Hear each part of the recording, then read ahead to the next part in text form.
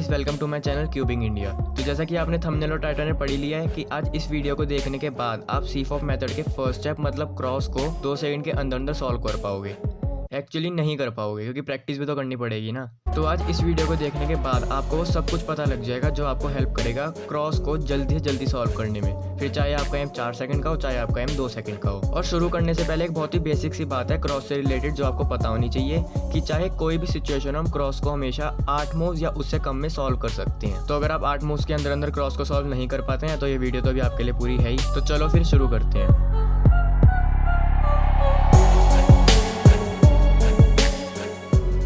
तो इस वीडियो को जो भी देख रहा होगा उसमें सब 20 वाले भी हो सकते हैं, सब 40 वाले भी हो सकते हैं और 1 मिनट वाले भी हो सकते हैं। तो इसलिए हम एकदम बेसिक से स्टार्ट करेंगे और एडवांस तक जाएंगे। तो हो सकता है कि अगर मैं आपको कोई बेसिक पॉइंट समझा रहा हूँ तो वो सब 20 और सब 30 वालों को पहले से ही पता हो, इसलिए मैं जब आपको एक पॉइंट समझाऊंगा तो उस पॉइंट के नीचे मैं आपको नेक्स्ट पॉइंट की टाइमिंग दे दूंगा, जिससे अगर आपको वो पॉइंट पता है तो आप सीधा नेक्स्ट पॉइंट पे स्किप कर सकते हो, या फिर आप उस पॉइंट को देख भी सकते हो क्योंकि हो सकता है जब मैं आपको कुछ उसमें समझा रहा हूँ तो आपको कुछ नया सीखने को मिल जाए।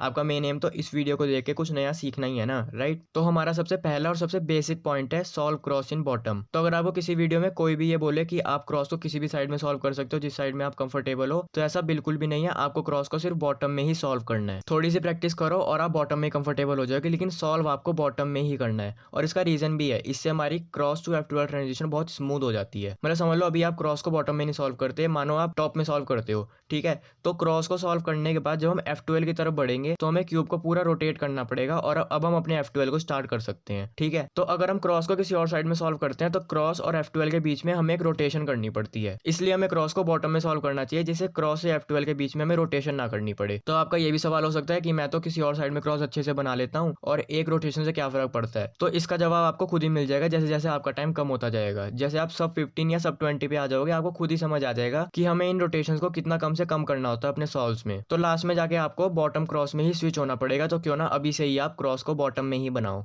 राइट। तो इसलिए हमें क्रॉस को सिर्फ और सिर्फ बॉटम में ही बनाना है। इसी के साथ बढ़ते हैं हम अपने नेक्स्ट पॉइंट पे, जो है कि हमें सेंटर पीसेस को इग्नोर करना है। तो ये बहुत ही बेसिक सा पॉइंट है, ये आपको पता होना चाहिए। मैं इस एग्जांपल की मदद से आपको समझाने की कोशिश करता हूँ। तो जैसे कि हमें पता है कि हम व्हाइट क्रॉस से स्टार्ट करते हैं, तो जितनी व्हाइट वाली एजेस होती हैं इनको हम अपनी क्रॉस एज बोलते हैं, राइट। तो अब अगर मैं आपसे पूछूं कि ये जो रेड वाली क्रॉस एज है और जो ब्लू वाली क्रॉस एज है, क्या ये इस समय सॉल्व है, तो हो सकता है आपका जवाब हो नहीं, ये इस समय सॉल्व नहीं है, क्योंकि इनको सॉल्व होने के लिए यहाँ पे सेंटर के साथ इनका कलर मैच होना चाहिए। लेकिन यही पॉइंट है जो मुझे आपको बताना है कि हमें सेंटर पीसेस को इग्नोर करना है। हमें ये नहीं देखना कि ये तब सॉल्व होंगी जब इनका ये कलर मैच होगा, हमें ये देखना है कि इन दोनों का कलर आपस में सही तरीके से लगा होना चाहिए। मतलब हमें ये पता है कि अगर हम व्हाइट सेंटर को बॉटम में रखेंगे तो ब्लू के राइट साइड में रेड होता है, राइट। और यहाँ पे भी इस समय यही हो रखा है, ब्लू के राइट साइड में रेड वाली एज लगी हुई है। इसका मतलब ये दोनों एक दूसरे के हिसाब से सही तरीके से लगी हुई हैं। इसके लिए आपको कलर स्कीम याद होनी चाहिए। मतलब ब्लू के अपोजिट में ग्रीन होता है, ऑरेंज के अपोजिट में रेड होता है, और ब्लू के राइट साइड में रेड, रेड के राइट साइड में ग्रीन, ग्रीन के राइट साइड में येलो। ये सब आपको कलर स्कीम याद होनी चाहिए और इसको आपको याद भी नहीं करना पड़ता है, धीरे धीरे आप प्रैक्टिस करोगे तो आपको खुद ही याद हो जाती है। इसको आपको स्पेशली याद करने की जरूरत नहीं है। तो जो मैं आपको बता रहा था कि ब्लू के राइट साइड में रेड होता है और यहाँ पे यही हो रखा है, ब्लू के राइट साइड में रेड लगा हुआ है, तो हम माने कि ये दोनों इस समय सॉल्व है।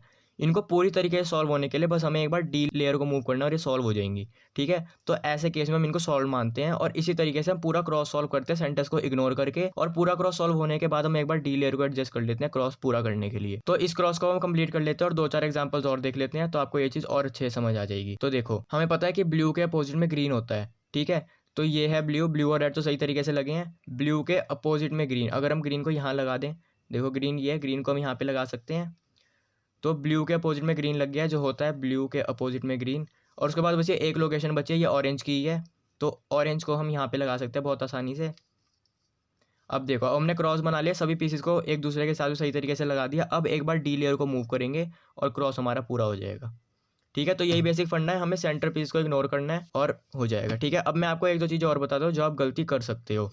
जैसे कि हम इस केस में देखें, अब आप सोचोगे कि यहाँ पे ये ब्लू एज है, ऑरेंज को हम डायरेक्ट ऐसे इंसर्ट कर सकते हैं और हो जाएगा, लेकिन ऐसा नहीं होगा। मैंने आपको ये बोला कि हमें इन पीसेस को इस तरीके से सॉल्व करना है कि ये एक दूसरे के साथ में सही सॉल्व हो। हमें पता है कि ब्लू के राइट साइड में रेड होता है, तो ब्लू के राइट साइड में रेड होना चाहिए। आप ऐसे यहाँ पे ऑरेंज नहीं लगा सकते क्योंकि उसके बाद अगर आप क्रॉस को कनेक्ट करोगे तो ये गलत हो जाएगा, ठीक है। तो इस चीज़ को ध्यान रखते हुए अब हम क्या कर सकते हैं, हमें पता है कि ऑरेंज जो है वो ब्लू के इस साइड लगना चाहिए, ठीक है। तो हम क्या कर सकते हैं, जो डाउन लेयर है इसको मूव कर सकते हैं। हम ब्लू को यहाँ ले जाते हैं, उसके बाद यहाँ ऑरेंज लगा देते हैं और अब देख रहे हैं कि ये दोनों सही तरीके से लग गए हैं। देखो ऑरेंज के राइट साइड में ब्लू है ऑरेंज के राइट साइड में ब्लू हो गया, ठीक है। इस तरीके से हमें पता है ये दोनों सही तरीके से लग गए। अब यहाँ पे बचे हुए 2 लगा लेते हैं। ऑरेंज के अपोजिट में रेड होना चाहिए, ये रही रेड वाली एज, इसको यहाँ पे लगा दिया। रेड भी सॉल्व हो गई ऑरेंज के अपोजिट में, ये तीनों सही तरीके से सॉल्व हो गई। अब बची ग्रीन। अब यहाँ पे ग्रीन को सॉल्व करने के लिए आप क्या गलती कर सकते हो मैं ये बताता हूँ। आप क्या कर सकते हो, ग्रीन को इस तरीके से निकालोगे और फिर इस तरीके से यहाँ लगा दोगे, जो बहुत ही गलत है। सिंपली आप क्या कर सकते हो, हमें पता है कि हम क्रॉस को पूरा मूव कर सकते हैं फ्रीली, क्योंकि हमें इन सेंटर्स की दिक्कत तो है नहीं। तो हम क्या कर सकते हैं, हमें दिख रहा है ये एक मूव में यहाँ पे इंसर्ट हो सकता है, ठीक है, और इसको इंसर्ट होना है यहाँ पे। तो हम क्या कर सकते हैं, डाउन लेयर को मूव कर लो। अब डाउन लेयर मूव हो गई, अब इसको यहाँ पे इंसर्ट कर दो, सिंपल। और उसके बाद डाउन लेयर को एडजस्ट करके क्रॉस पूरा कर लो। तो इससे आपको क्या सीखने को मिला, हमें सेंटर्स पे बिल्कुल ध्यान नहीं देना है, हमें इन पीसेस को एक दूसरे के अकॉर्डिंगली सही तरीके से लगाना है और हम क्रॉस को मूव कर सकते हैं। आप ये एग्जांपल भी देख सकते हो, इसमें हमें दिख रहा है ये भी सॉल्ड है, ये भी सॉल्ड है, ये भी सॉल्ड है। अब इस सिचुएशन में आपको दिख रहा है कि ब्लू को हमें यहाँ पे इंसर्ट करना है, तो आप क्या गलती कर सकते हो, इस तरीके से निकाल लिया और फिर इसको यहाँ पे इंसर्ट करा, जो बिल्कुल ही गलत है। जो मैंने अभी आपको चीज़ समझाई वो इसी के लिए समझाई कि हम क्या कर सकते हैं, डाउन लेयर को मूव कर सकते हैं अपने हिसाब से। तो डाउन लेयर को ऐसे मूव कर लो, हमें पता है कि इस चीज़ को वाइट को यहाँ पे लाने के लिए हम ऐसे लगा सकते हैं इसे, ठीक है। तो हम क्या कर सकते हैं, जो खाली वाली जगह है इसको यहाँ ले आओ, उसके बाद इसको लगा दो। अब हमारा क्रॉस बन चुका है, अब डाउन लेयर को एडजस्ट कर लो। तो ये दोनों सेम क्रॉस की सिचुएशन है। हम इसमें लगा के देखते हैं कि क्या हम पहले करते थे, क्या गलतियां हम पहले करते थे जो हमें अब नहीं करनी है। अब हमें क्या करना है, जो मैंने अभी आपको सिखाया है। तो पहले हम ये देखते हैं कि हम पहले क्या करते। तो अगर आप पहले से सॉल्व करते तो आप इसमें क्या देखते कि हमने पहले रेड को निकाल लिया और रेड को यहाँ पे लगा दिया, ठीक है। उसके बाद आप ऐसी ही गलतियाँ करते कुछ, जैसे ग्रीन को निकाल लिया और ग्रीन को यहाँ पे रख के फिर लगा दिया, फिर इसी तरीके से ऑरेंज को निकाल लिया। तो जो भी आप कुल मिला के बहुत ज़्यादा एक्स्ट्रा मूव्स करते हैं क्रॉस को बनाने के लिए, ठीक है। तो इसी चीज़ का आपको ध्यान रखना है, जो मैंने आपको बोला कि हम डाउन लेयर को मूव कर सकते हैं और सेंटर्स को इग्नोर करके सभी पीसेस को सही तरीके से लगा सकते हैं और फिर क्रॉस बना सकते हैं। जैसे कि मैं इसी केस को लूँ, जो मैंने अभी आपको दिखाया, हमें दिख रहा है कि रेड के राइट साइड में ग्रीन होता है और रेड के राइट साइड में ग्रीन लगा हुआ है। इसका मतलब ये दोनों इस समय सॉल्व हैं। और रेड के अपोजिट में ऑरेंज लगता है, जो ये रहा। तो रेड के एकदम अपोजिट में हम ऑरेंज को लगा सकते हैं। अब ये तीनों सही तरीके से लग गए हैं। इसके बाद हमें दिख रहा है कि ब्लू को एक मूव में हम यहाँ पे इंसर्ट कर सकते हैं। तो हम क्या कर सकते हैं, ये जो खाली वाली जगह है जहाँ पे ब्लू लगना है, इसको इसके नीचे ले आओ एकदम, डाउन लेयर को मूव करके, और फिर यहाँ ब्लू लगा दो और उसके बाद डाउन लेयर को फिर से एडजस्ट कर लो। तो इस तरीके से हमने अब तक जितना सीखा है उसको ही यूज़ करके हमने कितना बढ़िया क्रॉस बना लिया, ठीक है। अभी तो हमें और भी बहुत कुछ सीखना है। अभी मैं आपको कुछ बेसिक चीज़ें बता रहा हूँ, जिसमें हमारे पास एक चीज़ और सीखनी रह गई है, जो है 3 मूवर। तो 3 मूवर कुछ हम इस केस में यूज़ करते हैं। इसमें आपको दिख रहा है कि ये तीनों एजेस तो सॉल्व हैं, हमें सिर्फ इस एज को बनाना है और ये जो एज है ये वाइट साइड में है, ठीक है। अगर वाइट टॉप में होता तो हम इसको सीधा यहाँ पे लगाते, अगर वाइट यहाँ पे होता तो ये ग्रीन मैच हो जाता, तो इस तरीके से F2 कर देते। लेकिन इस केस में हम क्या करते हैं, 3 मूवर का यूज़ करते हैं। हम सिर्फ 3 मूव लगाते हैं और ये सॉल्व हो सकता है, और वो 3 मूव लगाने बहुत ही फास्ट हैं। तो देखो हम क्या कर सकते हैं, इस तरीके से नीचे लाए, इसे लगा दिया और फिर ये जो ऑरेंज बिगड़ा है इसे वापस बना दिया। तो इस तरीके से ये जो केस है इसको बहुत ही फास्ट किया जा सकता है। इसी तरीके से अगर इस साइड होता तो इसका लेफ्टी वर्जन हो जाता, ठीक है। तो इस रिमूवर के बारे में आपको पता होना चाहिए, ये भी एक बेसिक का ही पार्ट है, लेकिन ज़्यादातर हमें इसको नहीं यूज़ करना चाहिए। और ऐसा क्यों, अभी जब एडवांस पार्ट अब शुरू होगा तो आपको पता लग जाएगा। तो चलते हैं अपनी एडवांस पार्ट की तरफ, जिसमें आपको सबसे पहले सीखना है गुड एजेस और बैड एजेस का फंडा। तो सबसे पहले आपको गुड एजेस और बैड एजेस के बारे में पता होना चाहिए, उसके बाद मैं आपको इससे रिलेटेड कुछ टिप्स दूंगा। तो देखो, गुड एजेस वो होती है जिनको हम सिर्फ एक मूव लगा के बॉटम लेयर में लगा सकते हैं। जैसे कि अगर हम इस एज की बात करें, व्हाइट और रेड, इसको हम सिर्फ एक मूव लगा के बॉटम लेयर में लगा सकते हैं। तो इस समय ये एज हमारी गुड एज होगी। और अगर हम देखें इस वाली एज को, वाइट और ऑरेंज, इसको भी हम सिर्फ एक मूव करके, भले हमने F2 किया, लेकिन हम जब भी एक ही लेयर को लगातार 2 बार मूव करते हैं तो उसे एक ही काउंट करते हैं। तो एक मूव के अंदर हम इसको बॉटम लेयर में लगा सकते हैं। और हमें सिर्फ ये देखना है कि हम इस एज को बॉटम लेयर में लगा ले। अगर ये ऐसी होती, कलर वगैरह मैच नहीं है और इसके साइड का कोई भी एज है, बस हमें ये देखना है कि एक मूव में लग सकती है, तो वो गुड एज होगी, ठीक है।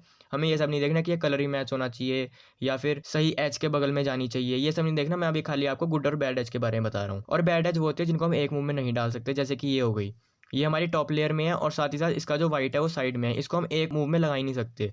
जैसे कि अगर हम इसको एक मूव में लगाने की ट्राई करें तो देखो ये कैसे लग रहा है, ये तो बिल्कुल गलत तरीका है, इस तरीके से लगनी नहीं चाहिए, ठीक है। तो इस तरीके से ये हमारी बैड एज हुई, और ये भी हमारी बैड एज है क्योंकि ये बॉटम लेयर में तो लगी है लेकिन ये सही तरीके से नहीं लगी। और इसको बॉटम लेयर में सही तरीके से लगाना हमारे लिए एक मूव में पॉसिबल भी नहीं है। देखो 1 2, हमें 2 मूव लगाने पड़ेंगे ज़्यादा इसको सही तरीके से लगाने के लिए। तो इस तरीके से ये फंडा होता है गुड एजेस और बैड एजेस का। अब आप सिंपली ये चीज़ समझो कि अगर कोई एज मिडल वाली लेयर में है तो वो गुड एज होगी। जैसे कि इसको देख लो, ये मिडल वाली लेयर में है तो ये गुड एज है। अब ये किसी भी तरीके से होती है, गुड एज ही होती है। जैसे मैं आपको कुछ और एग्जाम्पल दिखाता हूँ। देखो ये वाली एज भी गुड एज है, ये वाली एज भी गुड एज है, और अगर ये अभी फ्लिप भी होती तब ये गुड एज होती है। तो सिंपली जो एजेस मिडल लेयर में होती है वो हमारी गुड एजेस होती हैं, ठीक है। और जो एजेस हमारी टॉप लेयर में होती हैं और साथ ही साथ उनके टॉप पे वाइट होता है, वो हमारी गुड एजेस होती हैं। जैसे कि इसको देख लो, ये हमारी टॉप लेयर में भी है और टॉप पे वाइट भी है, तो ये हमारी गुड एज है। अगर कोई एज हमारी टॉप लेयर में है और उसका जो वाइट है वो साइड में है, तो वो हमारी बैड एज होगी, जैसे ये वाली है। और अगर कोई एज हमारी बॉटम में है और उसका वाइट ऐसे है, तो ये हमारी बैड एज होगी। ठीक है, तो समझ आया बैड एज कौन सी होती है? या तो वो टॉप में हो और उसका वाइट हमारा साइड में, तो वो बैड होगी, या वो बॉटम में और उसका वाइट हमारा साइड में, तो वो बैड होगी। उसके अलावा सारी एजेस गुड होती हैं। अब एक बार इसमें प्रैक्टिस कर लेते हैं गुड और बैड एजेस पहचान के, उसके बाद हम नेक्स्ट पार्ट में बढ़ते हैं। तो देखो, ये वाली तो हमारी गुड है क्योंकि बॉटम में वाइट है। ठीक है, ये वाली हमारी गुड है क्योंकि ये मिडल वाली लेयर में है। ये नहीं फर्क पड़ता कि मैं इसको एक मुंह में लगा रहा हूँ तो ये गलत तरीके से लग रही है। रेड के इस साइड में ब्लू होता है, वैसे ये ग्रीन है। हमें ये नहीं देखना, हमें बस ये देखना है कि ये गुड है या बैड है। मिडल लेयर वाली सारी गुड होती हैं, तो ये भी गुड है।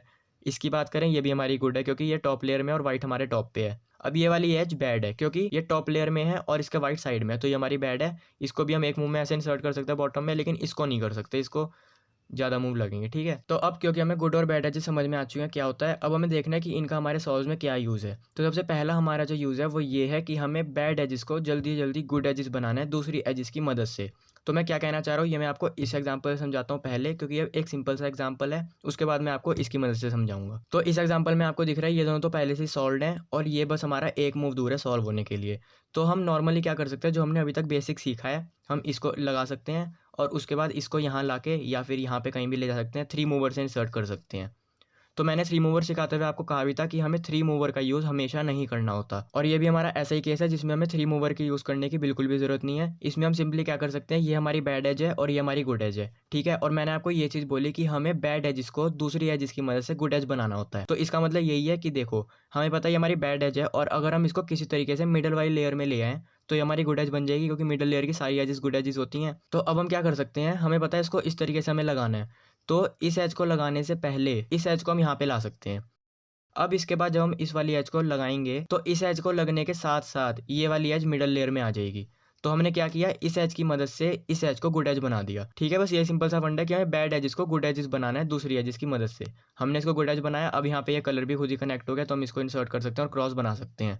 अब यही एग्जाम्पल हम यहाँ पे देखते हैं, इसमें हमें दिख रहा है कि हम ब्लू तो हमारा सॉल्व है और रेड को हम इस तरीके से सॉल्व कर सकते हैं। अब हम क्या कर सकते हैं, रेड को सॉल्व करते हुए ऑरेंज को इसके ऊपर ला सकते हैं, और उसके बाद जब हम रेड को सॉल्व करेंगे तो ऑरेंज हमारी गुड एज बन जाएगी। अब जैसा कि इस केस में हुआ था, हमने जब ग्रीन को इस तरीके से इंसर्ट किया था तो यहाँ पे ऑरेंज खुद लग गया था, तो हम ग्रीन के इस साइड ऑरेंज को लगा सकते थे। लेकिन इस केस में क्या हुआ है, हम यहाँ पे ऑरेंज को लगा नहीं सकते। क्यों? क्योंकि रेड के राइट साइड में ऑरेंज नहीं लगता है, रेड के एकदम अपोजिट में लगता है। तो इस केस में हम क्या कर सकते हैं, हमने पहले ऑरेंज को गुड एज बना दिया, उसके बाद डाउन लेयर को मूव करके ऑरेंज को एकदम इसके अपोजिट में लगा सकते हैं। और इसी के साथ क्या हुआ, जैसे ही हमने ऑरेंज को लगाया, ऑरेंज के ऊपर एक और बैड एज थी जो ऑरेंज के लगने के साथ साथ गुड बन गई। और साथ ही साथ एक और अच्छी चीज़ हुई कि ऑरेंज के इस साइड ग्रीन होता है और ऑरेंज के इस साइड ग्रीन खुद ही सेट हो गया, तो हम सीधा ग्रीन को लगा देंगे और इस तरीके से हमारा क्रॉस बन जाएगा। फिर डाउन लेयर को एडजस्ट कर देंगे।